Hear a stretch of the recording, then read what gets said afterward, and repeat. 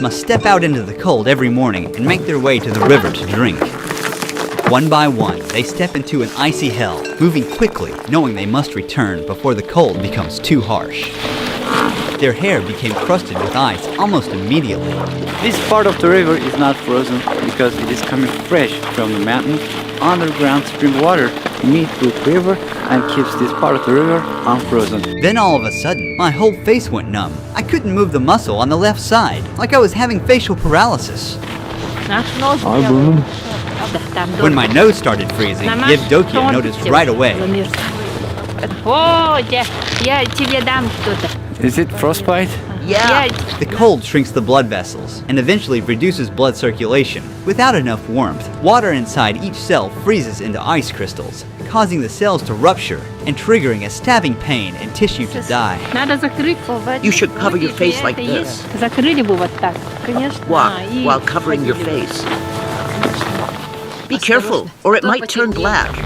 From this point on, until the end of the documentary shoot, I won't be able to stay outside for more than 10 minutes at a time, or my already frostbitten nose could get even worse. But as the documentary progresses, and the temperatures drop even further, we'll be pushing our limits to show you what survival here truly demands.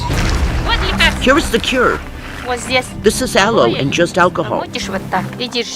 You soak it like this and apply it to the area that's frozen. And don't rub it, okay? Otherwise, you'll damage the vessels in the capillaries, and it'll lead to sores. Then Yevdokia began her daily chores by hanging freshly washed clothes in the yard. Within just minutes, they completely froze solid. Her clothes are completely frozen. My hands are freezing.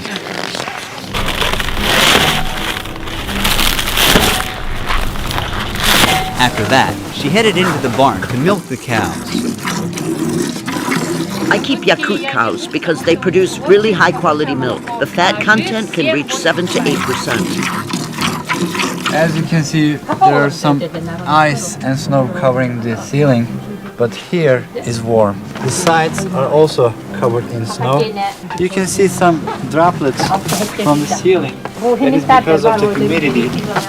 The air is thick with the smell of hay, warm milk, and livestock. Now we are going to meet a horse master. We're about to see the wild Yakutian horses in their natural habitat. Mikhail, Ruhi. here are the Yakut horses. The conditions here are so harsh that only they have been able to adapt. What is the temperature today?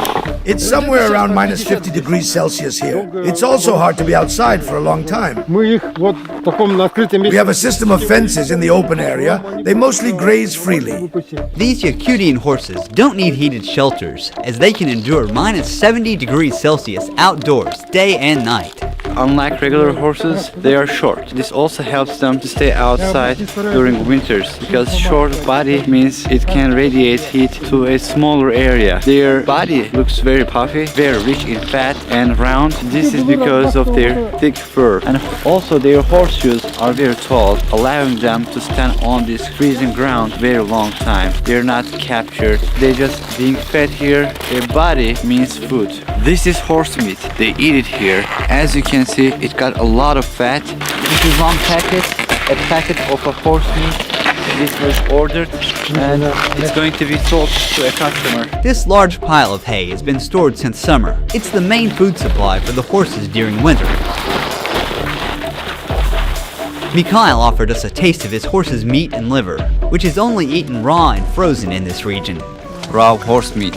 It's full of vitamins and good stuff. Since we don't have fruit or vegetables here, we get our vitamins from meat. It tastes like ice. I can't feel the taste of it because it is frozen. This is the liver. In Oymyakon, daylight lasts only about 4.5 hours in January. It's 3 p.m. now. As darkness falls, we're calling it a day. Before cars, animals like horses, cattle, and of course reindeer were used for transportation. Reindeers are very important in this region, not just for transportation, but also for its meat, skin, and also milk. About half a kilometer beyond the village center, frozen forest of Oymyakon began. In this village, most people herd animals for a living, but for those like Ivan, hunting becomes the main source of income. I am a man of the forest. These lands are my hunting grounds, and here is my tent, my home.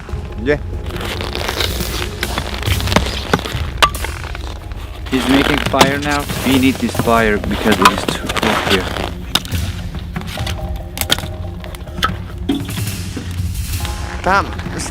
We must walk on the paths. The ice underneath is thin. We made our way to the frozen river to check the fishing net he had set the day before. Ivan warned our cameraman just in time. He was about to step onto a cracked patch of ice. One wrong step could cause him to fall into the water. Oh, hey! And get wet. In the winter, when it was just as cold, my dad was out riding his horse in the woods. He fell through the ice and started freezing right away. Realizing that there was no warm shelter nearby and no chance of rescue, he made the decision to shoot himself to avoid a slow, painful death. Oh, some more special ones. It's already frozen. Our gear was already struggling to work in this temperature, and now this frozen lens is useless and we'll have to give up on it. To get the net, he's removing the ice from the hole using a small shovel.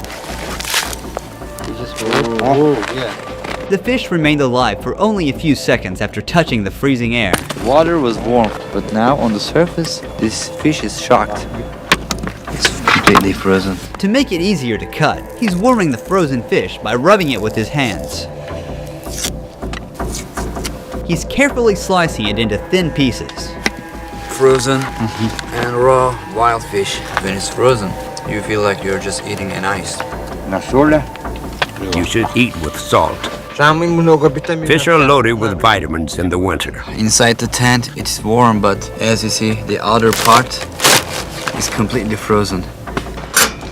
He's feeding the fire and sharing some of the fish to nature. O Spirit of nature, accept our gift. Bless us with a successful hunt and grace us with the abundance of your land. According to his shamanic belief, he must keep the spirit of the hunt satisfied, or next hunt, he might come up empty. We're heading into the wilderness. Ivan wants to hunt something big.